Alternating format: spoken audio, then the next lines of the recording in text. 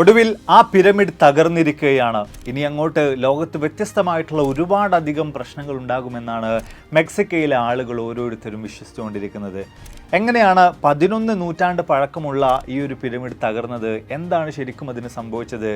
എന്തുകൊണ്ടാണ് ഒരു പിരമിഡ് തകർന്നത് കാരണമായിട്ട് ലോകത്തിന് വ്യത്യസ്ത പ്രശ്നങ്ങൾ ഉണ്ടാകുമെന്ന കാര്യത്തെക്കുറിച്ച് മെക്സിക്കക്കാരായിട്ടുള്ള ആളുകൾ വിശ്വസിച്ചുകൊണ്ടിരിക്കുന്നത്? ഈ കാര്യങ്ങളെക്കുറിച്ചൊക്കെ തന്നെ വിശദമായ നിലയിൽ തന്നെ പരിശോധിക്കാം. Welcome back to AF world of ലു ഹിയർ.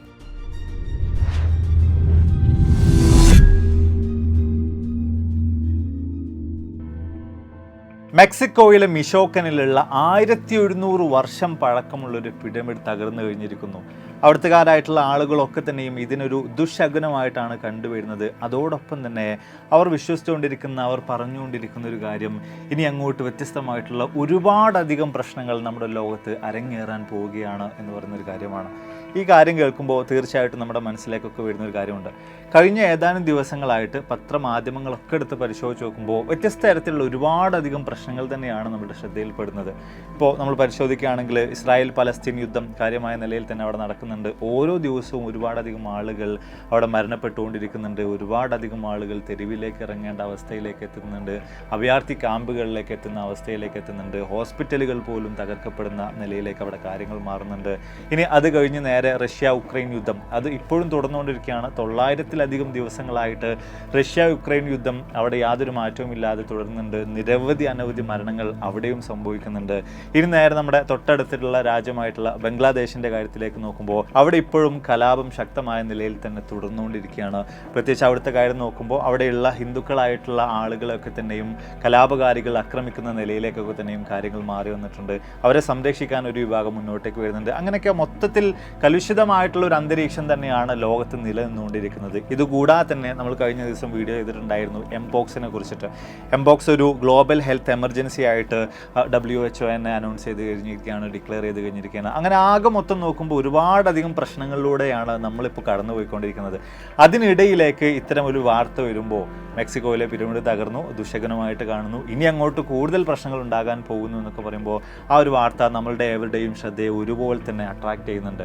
സത്യത്തിൽ എന്താണ് അവിടെ സംഭവിച്ചിട്ടുള്ളത്, അല്ലെങ്കിൽ എന്ത് പിരമിഡാണത്, അതിനെക്കുറിച്ചിട്ടുള്ള കാര്യങ്ങൾ, അത് എങ്ങനെയാണ് തകർന്നിട്ടുള്ളത് എന്ന കാര്യത്തെക്കുറിച്ചൊക്കെ തന്നെ വിശദമായ നിലയിൽ തന്നെ നമുക്കൊന്ന് പരിശോധിക്കാം. ഏറെക്കുറെ AD 900 മുതൽ ഈ മെക്സിക്കോയിലെ മിഷോക്കൻ മേഖലയിലൊക്കെ തന്നെയും ഭരണം നടത്തിയിട്ടുണ്ടായിരുന്ന ഒരു എംപയറാണ് പ്യൂറേപച്ച എന്ന് പറയുന്നത്. അതിൻ്റെ ഉച്ചാരണം കറക്റ്റ് അങ്ങനെയാണെന്നുള്ള അറിയില്ല, ഏതായാലും ഒരു മെക്സിക്കൻ വേർഡാണ്. ഇവരെക്കുറിച്ച് തന്നെ പരിശോധിക്കുകയാണെങ്കിൽ ഇവർ വളരെയധികം സ്ട്രോങ് ആയിട്ടുള്ള ഒരു എംപയർ ആയിരുന്നു. അതിൽ തന്നെ നമ്മൾ നോക്കുമ്പോൾ ഒരുപാടധികം ട്രൈബുകൾ ഒരുമിച്ച് ചേർന്നിട്ട് അതിൽ നിന്നൊരു നേതാവൊക്കെ ഉടലെടുത്തിട്ട് അങ്ങനെയാണ് ഈ ഒരു പ്യൂറേപച്ച എന്നൊക്കെ പറയുന്ന ഈ ഒരു എംപയർ തന്നെ ഉടലെടുത്ത് വരുന്നത്.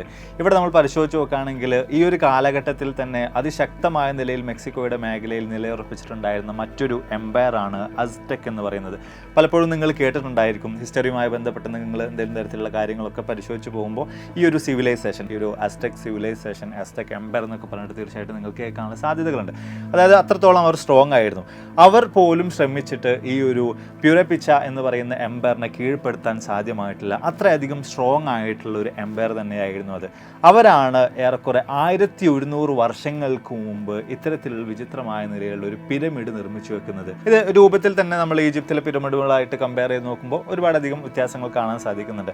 അതിൽ തന്നെ എന്തിനു വേണ്ടിയിട്ടാണ് ഈ ഒരു എംപയർ അല്ലെങ്കിൽ അതിലുണ്ടായിരുന്ന ആളുകൾ ഇത്തരത്തിലുള്ളൊരു പിരമിഡ് മെക്സിക്കോയിൽ നിർമ്മിച്ചിട്ടുള്ള എന്ന കാര്യത്തെക്കുറിച്ച് പരിശോധിക്കുകയാണെന്നുണ്ടെങ്കിൽ നമ്മൾ ഈജിപ്തിലേക്ക് വരുമ്പോൾ അവിടെയുള്ള ആളുകളൊക്കെ തന്നെയും മരണത്തിന് ശേഷം മറ്റൊരു ജീവിതമുണ്ട് എന്ന് വിശ്വസിച്ചിട്ടുണ്ടായിരുന്ന ആളുകളാണ്. അതിൽ തന്നെ മരണം എല്ലാത്തിൻ്റെയും ഒരു തുടക്കമാണ്.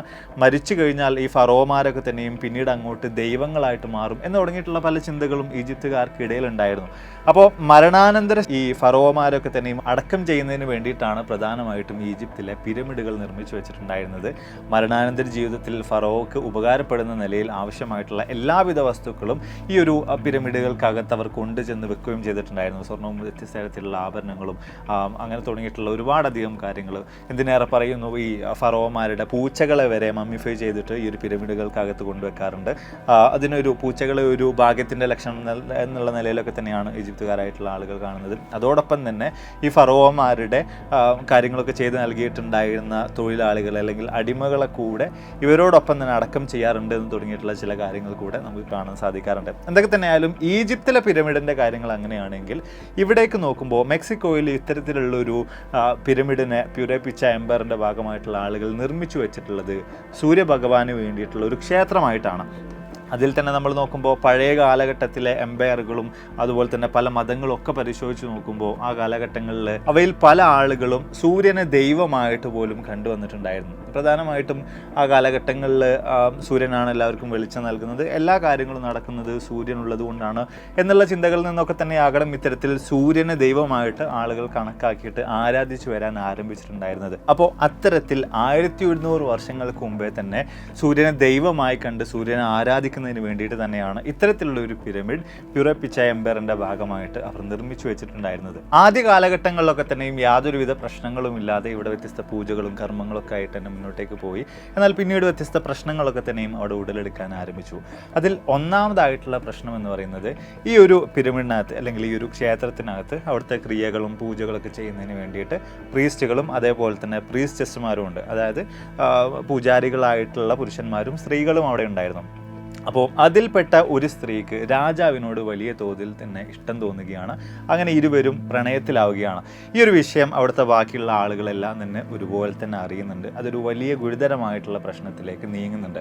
അതിൻ്റെ കാരണം എന്ന് പറയുന്നത് ഈ സ്ത്രീകൾ ദൈവത്തെ മാത്രം ആരാധിച്ച് ദൈവത്തെ മാത്രം ഇഷ്ടപ്പെട്ട് ജീവിക്കാൻ വിധിക്കപ്പെട്ടുള്ള ആളുകളായിരുന്നു. അതിപ്പോൾ നമ്മൾ നോക്കുകയാണെങ്കിൽ നമ്മുടെ ഇന്ത്യയിൽ ഒരു കാലഘട്ടത്തിൽ ദേവദാസി സമ്പ്രദായം നിലവിലുണ്ടായിരുന്നു. ക്ഷേത്രത്തിലേക്ക് ആളുകൾക്ക് അവരുടെ പെൺമക്കളൊക്കെ തന്നെ ദാനം ചെയ്യാം. പിന്നീട് ആ സ്ത്രീകൾ ക്ഷേത്ര പരിപാലനവും ക്ഷേത്രത്തിലുള്ള കാര്യങ്ങളൊക്കെ തന്നെയും ചെയ്തുകൊണ്ട് ദൈവത്തെ മാത്രം ഇഷ്ടപ്പെട്ടുകൊണ്ട് അങ്ങനെ ജീവിക്കണം. ആ രീതിയിലാണ് അവരുടെ കാര്യങ്ങളൊക്കെ വരുന്നത്.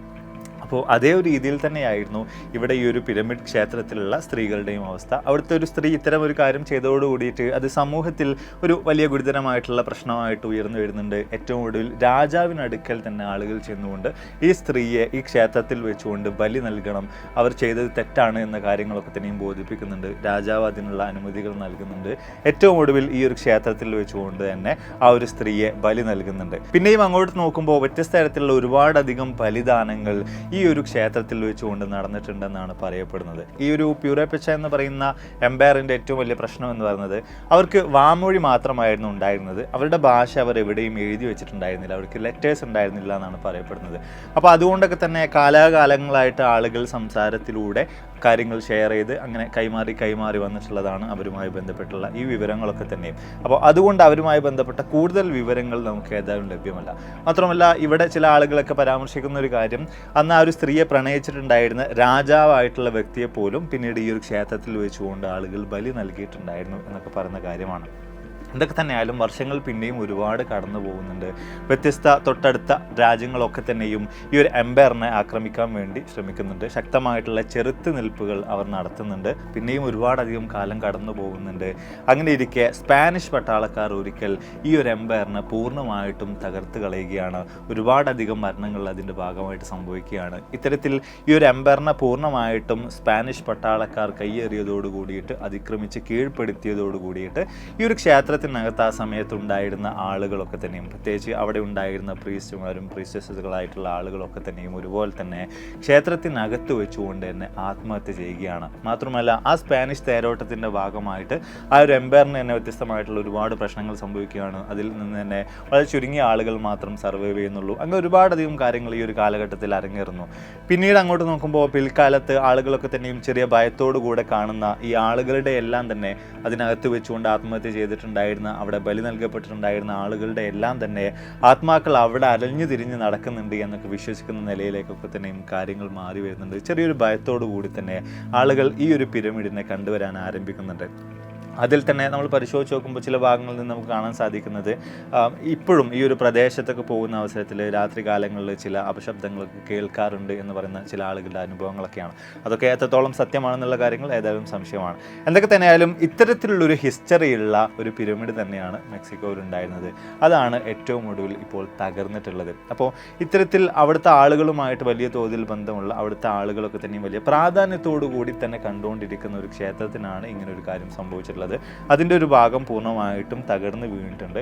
അപ്പോൾ അതിനടിസ്ഥാനത്തിൽ തന്നെയാണ് ഇതിന് വലിയൊരു ദുശകുനമായിട്ട് അവിടുത്തുകാരായിട്ടുള്ള ആളുകൾ കണ്ടുവരുന്നത്. അതോടൊപ്പം തന്നെ ഇതിൻ്റെ ഭാഗമായിട്ട് ഇത്തരം ഒരു മോശം സംഭവം സംഭവിച്ചിട്ടുണ്ട്, ഇത്തരം ഒരു കാര്യം അരങ്ങേറിയിട്ടുണ്ട് എന്നതിൻ്റെ അടിസ്ഥാനത്തിൽ തന്നെ ഇനി അങ്ങോട്ട് ലോകത്ത് വ്യത്യസ്തമായിട്ടുള്ള ഒരുപാടധികം പ്രശ്നങ്ങൾ സംഭവിക്കാം എന്ന് പറയുന്നൊരു കാര്യം കൂടെ ഈ ആളുകളൊക്കെ തന്നെയും ഒരുപോലെ തന്നെ വിശ്വസിച്ച് വരുന്നുണ്ട്. അതിപ്പോൾ നമ്മുടെ നാട്ടിൽ നമ്മൾ വലിയ പ്രാധാന്യത്തോടു കൂടി കാണുന്ന ഒരുപാടധികം വർഷം പഴക്കമുള്ള ഏതെങ്കിലും ഒരു നിർമ്മിതി അത് പെട്ടെന്ന് വെച്ചുകൊണ്ട് തകർന്നു വീണാൽ, പ്രത്യേകിച്ച് വല്ല ക്ഷേത്രങ്ങളോ നമ്മുടെ വിശ്വാസവുമായി ബന്ധപ്പെട്ട എന്തെങ്കിലും തരത്തിലുള്ള സ്ട്രക്ചറുകളൊക്കെ ആണെന്നുണ്ടെങ്കിൽ അത് പെട്ടെന്ന് തന്നെ തകർന്നു വീണ് കഴിഞ്ഞാൽ നമ്മളാണെങ്കിലും ഇത്തരത്തിലുള്ള പല ചിന്തകളിലേക്കും ഇതൊരു ദുശകുനമാണെന്നുള്ള ചിന്തകളിലേക്കൊക്കെ തന്നെയും നമ്മളാണെങ്കിലും എത്തിച്ചേരുന്നതായിരിക്കും. അത്രയും കാര്യം തന്നെയാണ് അവിടെയും സംഭവിച്ചിട്ടുള്ളത്.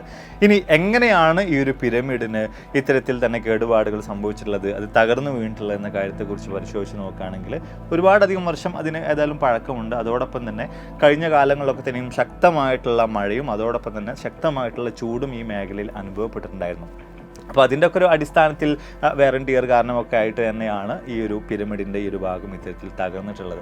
അതിനപ്പുറത്തേക്കൊരു പാരാനോർമൽ ആയിട്ടുള്ള കാര്യങ്ങളുമായിട്ടൊന്നും അതിന് ബന്ധമുണ്ടെന്ന് ഏതായാലും തോന്നുന്നില്ല. അപ്പോൾ എന്തായാലും നമ്മൾ വീഡിയോസോടെ വൈൻഡപ്പാണ്. എല്ലാ കാര്യങ്ങളെക്കുറിച്ചും വളരെ കൃത്യമായ നിലയിൽ തന്നെ നിങ്ങൾക്ക് മനസ്സിലായി കാണുമെന്ന് വിചാരിക്കുന്നു.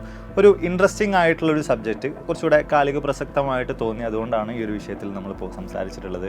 അതായത് ഓൾറെഡി വ്യത്യസ്തമായിട്ടുള്ള പ്രശ്നങ്ങൾ സംഭവിച്ചുകൊണ്ടിരിക്കുന്നു. അതിൻ്റെ ഇടയിൽ ഇത്തരത്തിൽ മെക്സിക്കക്കാരായിട്ടുള്ള ആളുകൾ ഇങ്ങനൊരു വിശ്വാസവും മനസ്സിൽ വെച്ചുകൊണ്ട് രംഗത്തേക്ക് വരുന്നു. അതൊക്കെ തന്നെയാണ് ഈ വീഡിയോ ചെയ്യാൻ നമ്മൾ പ്രേരിപ്പിച്ചിട്ടുള്ളത്. വീഡിയോയെക്കുറിച്ചുള്ള നിങ്ങളുടെ അഭിപ്രായങ്ങളും അതുപോലെ തന്നെ ഈ ഒരു പിരമിഡൊക്കെ ഇവിടെ തകർന്നു വീണു, ഒരു ദുശകുനമായിട്ട് ഒരുപാടധികം ആളുകൾ അതിനെ കാണുന്നു. അപ്പോൾ ഇതിനൊക്കെ അടിസ്ഥാനത്തിൽ ഇനി വരുന്ന ആളുകളിൽ വലിയ തോതിലുള്ള പ്രശ്നങ്ങൾ ഉണ്ടാകുമെന്ന് നിങ്ങൾ വിശ്വസിക്കുന്നുണ്ടോ? ഇനി വരാനിരിക്കുന്ന പ്രശ്നങ്ങൾ ഈ ഒരു പിരമിഡ് തകർന്നത് കാരണമായിട്ടാണ് എന്ന് നിങ്ങൾ വിശ്വസിക്കുന്നുണ്ടോ? നിങ്ങളുടെ അഭിപ്രായങ്ങൾ എന്ത് തന്നെ ആയാലും തീർച്ചയായും താഴ്ന്ന് രേഖപ്പെടുത്താൻ മറക്കരുത്. അപ്പോൾ ഇതിൽ നല്ലൊരു ഒരുപാട് വീഡിയോസിലുമായിട്ട് കണ്ടുമുട്ടാമെന്ന് പ്രതീക്ഷയോടെ